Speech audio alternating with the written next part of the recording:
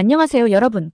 오늘은 우리가 일상에서 자주 사용하는 주방, 기구와 일회용품들이 건강에 어떤 영향을 미치는지 이야기해볼까 합니다.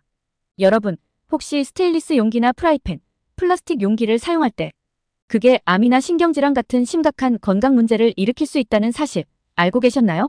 오늘은 이런 생활 속 필수품들이 어떻게 우리의 건강을 위협할 수 있는지, 그리고 안전하게 사용하는 방법을 알려드릴게요.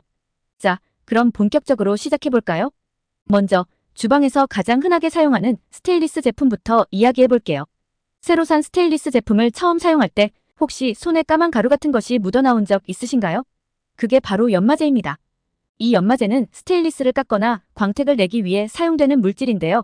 연마제는 발암 가능성이 있는 물질로 특히 호흡기를 통해 들어오면 폐암의 원인이 될 수 있다고 해요.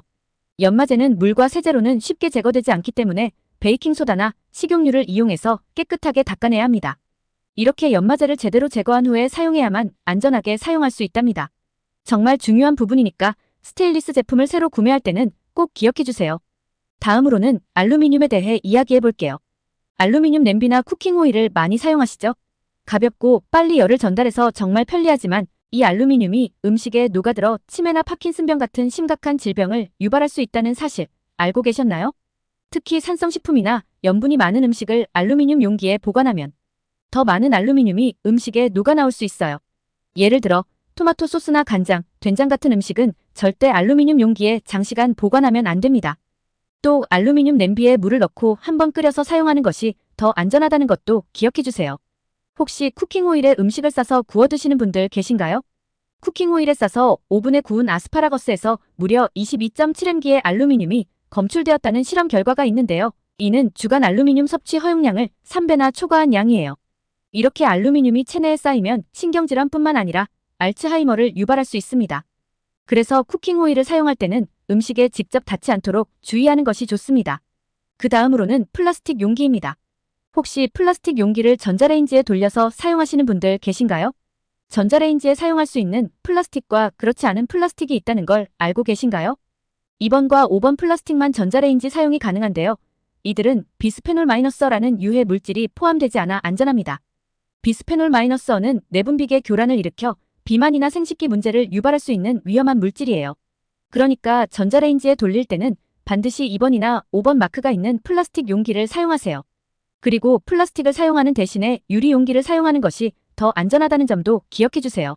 여러분, 혹시 프라이팬을 사용하다가 코팅이 벗겨진 채로 계속 사용하고 있지는 않나요? 벗겨진 코팅 프라이팬은 건강에 매우 위험합니다.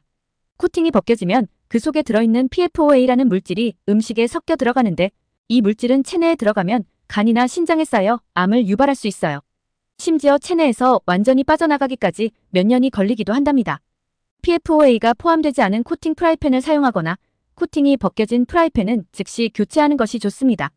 만약 새로 구매한 코팅 프라이팬을 오래 사용하고 싶다면 처음 사용할 때 물과 식초를 1:1로 섞어 끓여 세척한 후 기름으로 코팅에 사용하는 방법도 있습니다. 마지막으로 요즘 많이 사용하는 텀블러도 주의가 필요합니다. 금속 재질의 텀블러를 처음 사용할 때 손에 까만 가루가 묻어나오는 경우가 있는데 이것도 연마제입니다. 텀블러를 사용할 때도 베이킹소다나 식용유로 꼼꼼하게 세척한 후 사용하는 것이 중요합니다.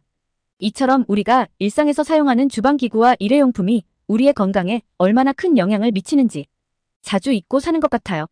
하지만 작은 실천이 우리의 건강을 지킬 수 있습니다. 오늘 영상에서 알려드린 정보를 꼭 기억하시고 여러분의 주방에서도 안전하게 사용할 수 있도록 신경 써보세요. 오늘 영상이 도움이 되셨다면 좋아요와 구독 잊지 말아주세요. 소중한 사람들에게도 이 영상을 공유해주셔서 함께 건강한 생활을 이어가길 바랍니다. 저는 다음에 더 유익한 정보로 다시 찾아뵙겠습니다. 오늘도 건강하고 행복한 하루 보내세요.